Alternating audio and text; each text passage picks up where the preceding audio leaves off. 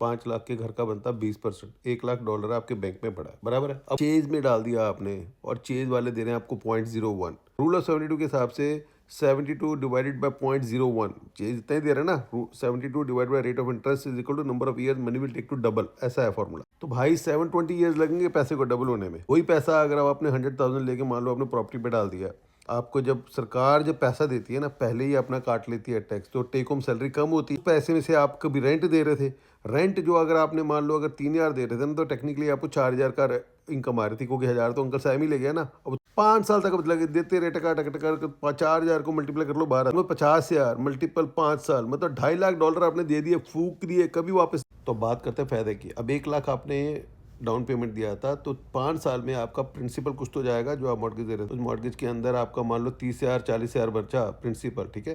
तो 1,40 की आपकी बन गई इक्विटी। घर आपका मान लो 5% अप्रिशिएट हो रहा था 5 साल में इतना, तो 5 लाख का अगर आपका 6,40 का हो गया, तो 1,40 वो बन गया आपकी 2,80। और प्लस आज के रेट में ट्रम्प अंकल ने तो वैसे ही 40,000 का टैक्स रिडक्शन दे दिया है आइटमाइज करने पे, वो 2029 तक है। कुछ तो बचेगा भाई। बनानी है न्यू जर्सी में, मुझे बता देना। मैं रोज़ दिमाग लगाता रहता हूँ और मेरा गोल रहता है कि मेरे क्लाइंट्स का पैसा बचे। ये ऐसे ही है, आपने किसी और का पैसा लेके, तो 5 लाख के घर में 4 लाख किसी और का लेके आप 7% इंटरेस्ट के हिसाब से आपने लॉक कर दिया 30 साल के लिए। इन्फ्लेशन जो चल रही है आज की रेट में, पता है इन्फ्लेशन क्या होती है? जो पैसे की परचेजिंग पावर आज है, कल नहीं है। यही अगर आपने 4 लाख लेके बैंक में डाला होता, तो जब जैसे 401 के में डाला हुआ है, 40 साल बाद निकालोगे तो उसकी परचेजिंग पावर आधी रह जानी है, आधी से भी कम रह जानी है, समझ रहे हो? 40 साल पहले अगर कोई प्रॉपर्टी अगर 1 लाख की थी, आज की डेट में 40 साल में वो 3 या 4 या 5 लाख की है। तो ये इसी तरह से रिवर्स कंपाउंडिंग कहते हैं। आपने किसी और का पैसा, बैंक का पैसा लेके 7% लॉक करके आज की रेट में लॉक किया है, जो आपने 30 साल में जाके देना है। और कल को अगर आपको डर लगता है कि यार ये हो जाए, वो हो जाए, ऐसा हो जाए, तो प्रोटेक्शन लो भाई। मैं तो खुद कह रहा हूँ, जोर जोर से कह रहा हूँ, सारे वीडियो में कह रहा हूँ। और प्रोटेक्शन महंगी भी नहीं है, और आज की डेट में AIG जैसी कंपनी और भी बहुत सारी हैं, और भाई के पास सबके लाइसेंस हैं।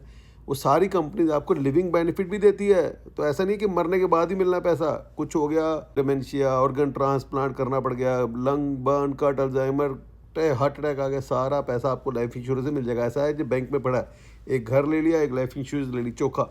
दोनों ही प्रोडक्ट के अंदर 1031 और 1035 एक्सचेंज है। क्यों 1031 एक्सचेंज होता है? कि कोई रियल स्टेट में अगर आपने कोई प्रॉपर्टी ली है और आपको नहीं पसंद आ रही, इनकम नहीं दे रही, तो आप उसको बेच के लाइक जैसी कोई और प्रॉपर्टी ले लो। मान लो अपने होल लाइफ की कोई पुरानी पॉलिसी ले रखी है जिसमें लिविंग बेनिफिट्स नहीं है, तो आप 1035 एक्सचेंज करके उसका कैश कंपोनेंट आपको लूज करने की जरूरत नहीं है, उसको कैरी ऑन कर सकते हो दूसरी पॉलिसी में।